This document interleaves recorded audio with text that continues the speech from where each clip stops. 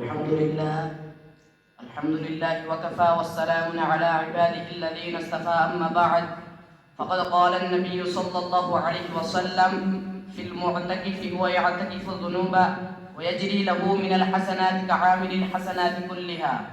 محترم حضرات، معزز حاضرین، میری تقریر کا عنوان ہے اعتکاف.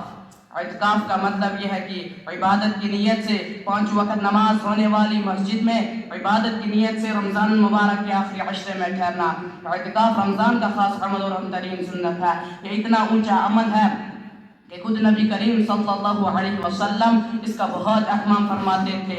حضرت عائشہ رضی اللہ عنہا سے روایت کرتے ہیں کہ نبی کریم صلی اللہ علیہ وسلم رمضان کے آخری عشرے کا اعتکاف فرمایا کرتے تھے، یہاں تک کہ آپ اپنے رب کے پاس چلے گئے. پھر آپ صلی اللہ علیہ وسلم کے بعد آپ کی ازواج مطہرات اعتکاف کیا کرتے تھی.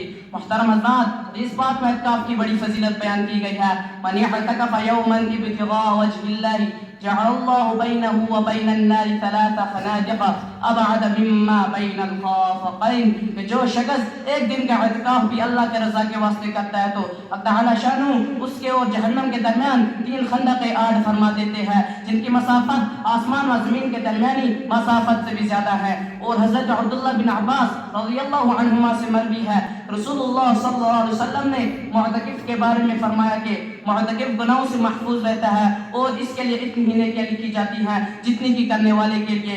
ایک اور روایت میں ہے کہ من اعتکف 10 فی رمضان کان کحجتین و عمرتین. جس شخص نے رمضان مبارک کے 10 دنوں کا اعتکاف کیا اس کو 2 حج و عمرہ کا ثواب عطا کیا جائے گا.